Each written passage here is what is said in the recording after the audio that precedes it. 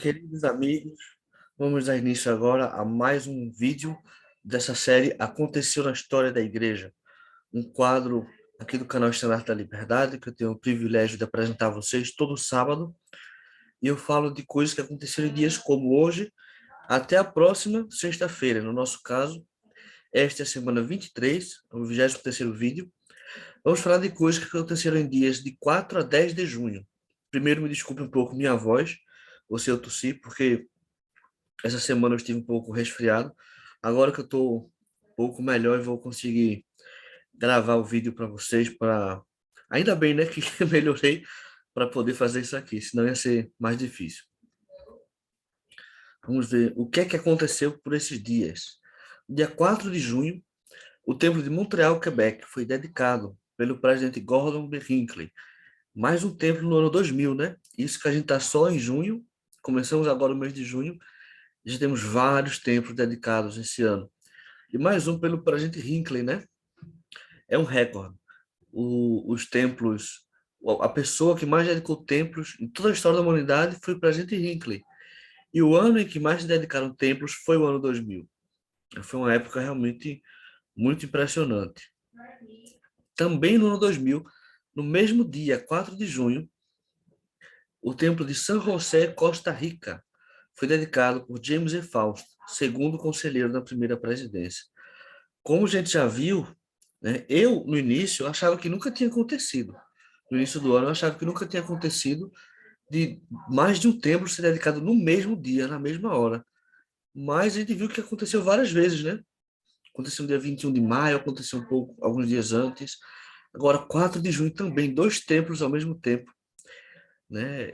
E o fuso horário não é muito diferente, não, do Canadá para a Costa Rica. Então, provavelmente, enquanto um estava tendo a sessão dedicatória, o outro estava também. Talvez um estava na segunda, outro estava na primeira, alguma coisa assim, mas ao mesmo tempo estavam sendo dedicados dois templos, né? Que coisa maravilhosa, minha gente. Daqui a pouco a gente vai estar assim também. É possível, né? Para a gente Deus anunciar tanto templo.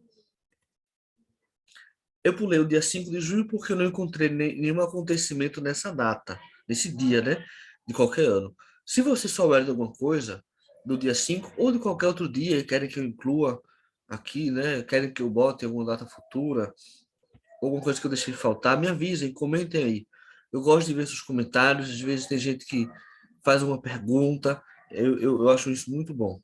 Eu gosto de interagir com vocês e eu sempre anoto para aperfeiçoar tudo isso aqui, porque eu tenho um registro, um arquivo de todos os dados que eu vou apresentando, eu vou acrescentando nesse arquivo e saio pesquisando mais. É ótimo preparar isso aqui para vocês. E no dia 6 de junho de 1840, os primeiros santos ingleses emigraram para os Estados Unidos, né? A gente sabe que já alguns anos antes, os apóstolos, alguns membros do Coro dos Doze, né? Alguns apóstolos serviram em missões na Inglaterra, na Grã-Bretanha, né?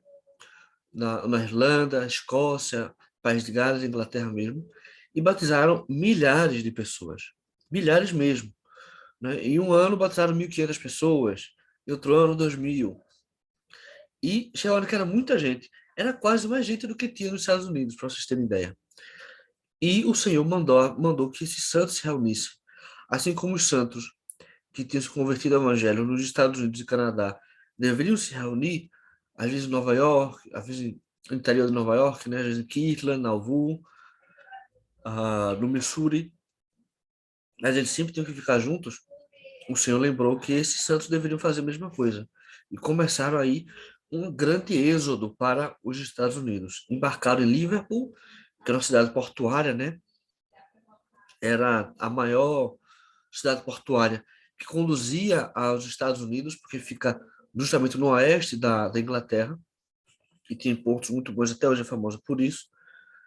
E essa imagem aqui está em uma das publicações no site da igreja sobre esse período em que os santos migraram para Liverpool. Vejam como eram as condições, né?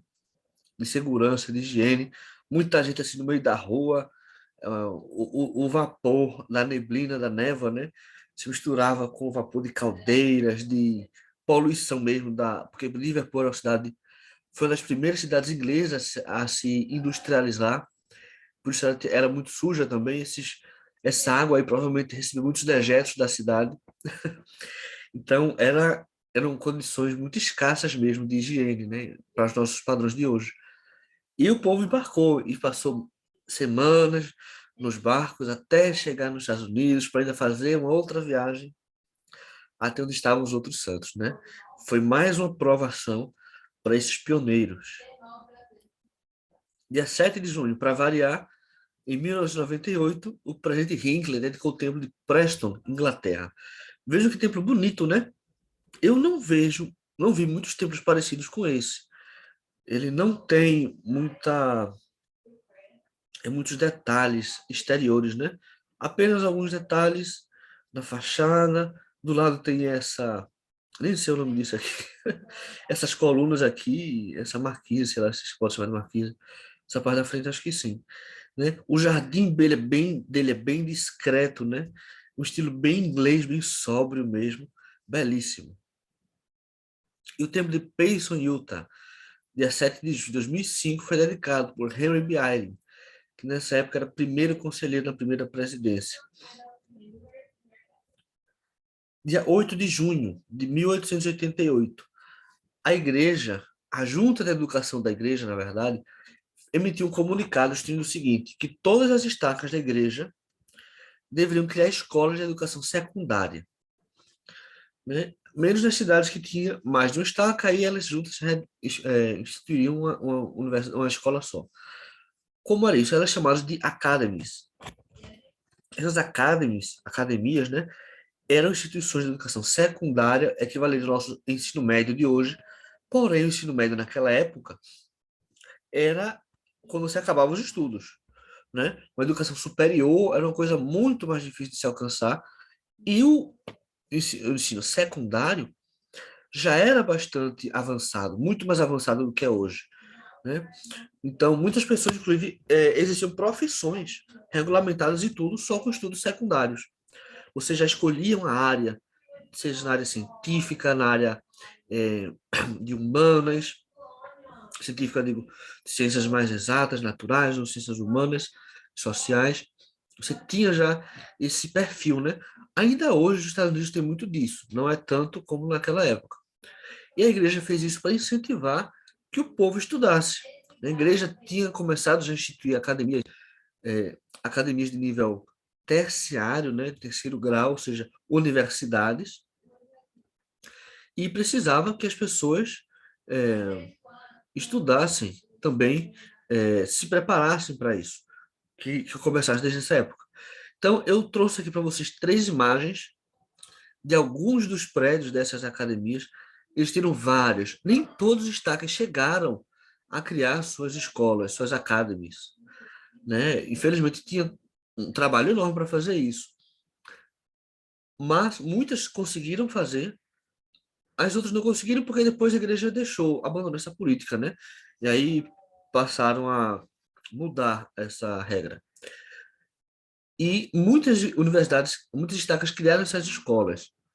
Essas escolas, depois que a igreja mudou sua política, algumas continuaram existindo como escolas secundárias, passaram a ser escolas públicas.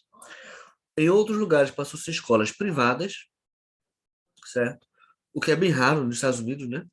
A maioria é escola pública mesmo. Em alguns casos passou a ser universidades privadas, às vezes chamadas também de academies ou de colleges, e às vezes de university. Para eles têm essas diferenças, o tinham naquela época, hoje não é tanto como no século XIX, mas eles têm diferença, porque academies ou college eram de nível superior, mas que não oferecia é, pós-graduação em bacharelados de mais de 4 anos, né? Eram cursos mais curtos, que hoje a gente talvez chamasse de tecnólogo, eu acho. Eu imagino que a correspondência para os dias de hoje seria isso. Aqui no Brasil, né? Porque lá nos Estados Unidos eles chamam ainda de tudo de degree, de grau, e esses graus podem ser em áreas diferentes. E a escala deles é diferente do que a nossa. E alguns, inclusive, por exemplo, em Idaho, essa Academy virou a Ricks College, que era um colégio desse de nível superior, mas de cursos mais curtos, de 2 anos, 3 anos, 4 anos, E hoje é a BYU Idaho, né? Teve outra, a Weber State Academy, que virou Weber State College, depois do Weber State University, Universidade Estadual de Weber, que é privada, apesar de ser uma estadual, né? Enfim, eles têm essas nomenclaturas meio estranhas. Mas foi uma coisa que aconteceu na história da igreja. É importante a gente. Então, acho que meu microfone aqui falhou. É importante a gente conhecer essa parte da nossa história, né? E em 8 de junho também, mas de 1978, foi anunciado, né, que o presidente Spencer W. Kimball recebeu uma revelação sobre o sacerdócio, que em toda essa dispensação foi a revelação do sacerdócio. Ela removeu restrições étnicas, a ordenação ao sacerdócio e ao recebimento de investidores e selamentos do templo. Então, acredito que vocês já sabem que até esse ano, até esse dia, pessoas negras, homens negros não podiam ser ordenados ao sacerdócio e homens e mulheres negros não podiam entrar no templo para receber investidura e selamentos. Eu descobri, estudando a respeito disso, que eles podiam entrar para fazer batismos vicários. O que eu acho muito estranho, porque esses homens não podiam ser ordenados, como eu podia ter recomendação para o templo. Hoje os rapazes precisam ser ordenados. Mas naquela época foi feita essa exceção. Que bom, né? É interessante como começou isso. A gente não sabe. A gente só sabe que um certo dia Brigham Young comentou, avisou sobre isso. Não posso nem considerar um anúncio. Que os negros não iriam receber o sacerdócio. Ele anulou ordenações feitas anteriormente no Tornes e negou pedidos para que pessoas, até que já tinham recebido o sacerdócio do Melquisedeque, recebessem investidura e selamento no templo. E isso continuou. Depois, o presidente Lorenzo Snow, vou fazer um resumo, tá? Já anos depois, né? Disse que não sabia por que Brigham Young fez isso, mas que, como ele era o presidente da igreja, ele tinha autoridade para fazer isso. E só um outro presidente da igreja recebendo uma revelação direta, clara, explícita, poderia mudar o que um profeta anterior estabeleceu. E ele não recebeu essa revelação. Anos depois, né, Joseph F. Smith comentou também que sabia que um dia isso seria removido. Outros presidentes da igreja, David McKay queria receber essa revelação. Ele disse que orou a respeito disso, mas sentiu que não era o momento. Até que Spencer W. Kimball voltou também a esse assunto, passou semanas, meses, anos até diria, revolvendo esse assunto, estudando tudo sobre esse assunto, discutindo o assunto com todos os membros da primeira presidência, o Quórum dos 12, autoridades gerais, os funcionários da igreja. Ele queria informação de tudo que é lugar. E até que um dia ele recebeu essa revelação. Existe um vídeo muito interessante, muito emotivo, do presidente Gordon B. Hinckley, esse daqui, que na época era um dos mais novos membros do Quórum dos 12. Eu não sei que posição ele estava na época. E contando, né, como foi poderosa esse momento, essa revelação. Todos sentiram a revelação chegando. E todos foram unânimes no que tinham entendido dessa revelação. Então, a gente vê aqui o presidente Spencer W. Kimball, a primeira presidência, e aqui o Quórum dos 12. Né? Alguns citados, alguns em pé. Não foi uma coisa que só o presidente Kimball recebeu. Não foi só a primeira presidência. Foi a primeira presidência e os 12, porque eles, 15, são profetas, videntes e reveladores. E depois, o primeiro Quórum dos 70, o bispado do presidente, patriarca da igreja, que naquela época ainda tinha, todos se reuniram, foram reunidos pelo presidente Kimball no Templo Salt Lake. Ele avisou, anunciou essa revelação. Os outros membros do Quórum dos 12 deram seu testemunho sobre o que tinha acontecido e todas as autoridades gerais naquele momento apoiaram. Depois foi feita uma carta, né, para os líderes membros da igreja. Eles foram avisando para outros líderes. Foi feito um comunicado à imprensa. Enfim, foi uma coisa que o mundo parou. É que nem o 11 de setembro, que nem alguma coisa assim, um acontecimento que todo mundo vai lembrar daquilo. Quem estava vivendo nessa época, eu não estava, né? Tava nem, meus pais não eram nem da igreja ainda. Ah, Quem estava nessa época e soube da notícia lembra exatamente onde estava quando soube, porque foi uma coisa marcante. Existe esse texto aqui, Spencer W. Kimball e a revelação sobre o sacerdócio, ou no sacerdócio, né? Escrito por Edward L. Kimball. Edward é filho de Spencer Kimball. Ele fez uma biografia do pai e ele escreveu esse texto que está na revista BYU Studies. É o melhor texto sobre essa revelação que vocês vão encontrar no mundo. Não existe nada melhor que isso, mais explicativo que isso. Está em inglês apenas, mas no site, quando a gente usa pelo Google Chrome, dá para fazer uma tradução automática. O Google faz isso. Não é perfeita a tradução, mas serve para entender. Ou pode usar o Google Tradutor também, você vai entender. Não vai ser exato, né? Mas você vai entender. Ele usa fontes precisas, até o diário do pai ele olha, né? Enfim, é o melhor texto, como eu disse, sobre esse assunto que a gente pode encontrar. Dia 9 de junho, em 1830, voltamos, hein? 1830, foi feita a primeira conferência da igreja em Fayette, Nova York. A gente fala tanto de Fayette, tanto de Nova York, né? Nesse período da igreja, mas vamos ver no mapa, né? Isso aqui é o estado de Nova York. Aqui para cima, um zumbi acinzentado, é o Canadá. Aqui do lado direito e pouco abaixo são outros estados dos Estados Unidos. Nova York é bem pequenininho o estado. Aqui para aqui está Manhattan, Brooklyn, essa região que a gente ouve falar nos filmes, né? Fayette está aqui, no meio de lagos, né? Perto da fronteira do Canadá, no interior mesmo. E aí foi feita não só essa primeira conferência, né? Mas tudo na história da igreja começou aí. Da igreja propriamente dita, né? Tanto que a igreja foi organizada aí, nessa cidade. Em 9 de junho de 1895, foi organizada, né, a estaca Cardston, Alberta, a primeira estaca do Canadá e também a primeira fora dos Estados Unidos. Até aquele momento não tinha fora. Veja quanto tempo demorou, né? 1895, para ter no Canadá. No Canadá, que é ali do lado para eles. Essa imagem aqui é do tabernáculo de Cardston. Ele é um pouco depois, ele é de 18 de maio de 1912, e ele serviu como centro dessa estaca, né, para a realização de conferências. E no dia 10 de junho, eu acabei passando mais do que devia. Em 1875, foi criada a primeira organização dos rapazes, na ala 30 de Salt Lake. A organização dos rapazes começou numa ala apenas. Depois foi feita uma junta geral para levar isso para todas as alas. Aqui vocês têm uma insígnia, né? Life Member. Membro para toda a vida. E YMMIA. Que diabo é isso? Na época não era organização dos rapazes, né? Era Associação de Melhoramentos Mútuos dos Rapazes, né? Young Men Mutual Improvement Association, né? Homens Jovens, Associação de Melhoramentos Mútuos. Começou assim, dia 10 de junho de 1875, né? Esse é o dia que os rapazes deveriam comemorar em sua organização, né? 10 de junho. Não 15 de maio. 15 de maio foi a instalação do sacerdócio arônico. É uma coisa para a igreja inteira, né?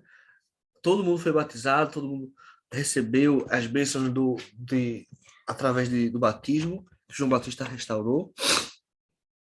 Os rapazes também têm que comemorar. A gente também pode comemorar esse dia, né? Mas a organização dos rapazes, o dia dela é esse. A gente tem que lembrar disso aí, né? Eu vejo muito falando do dia 15 de maio, mas o 15 de maio, ele é do sacerdócio, não é dessa organização. São coisas diferentes. A gente precisa entender isso e celebrar esse dia também, 10 de junho. E agora sim, voltamos para o Brasil. Veja que muitos acontecimentos no Brasil, né? 10 de junho de 2012, o Templo de Manaus foi dedicado por Dieter F. Uchtdorf. Eu sei que o povo fala Uchtdorf. Tá errado, tá, minha gente? É Uchtdorf, ou Uchtdorf, se você falar em alemão mesmo. Veja que tem o CH, que torna de K, depois tem um T, depois um D. Não é Ucht. Como é que é Ucht? De onde é que tiram isso? É Uchtdorf. Segundo conselheiro na primeira presidência. Veja que templo belíssimo, né? Ele é grande, é comprido assim, tem uma torre bem alta na frente.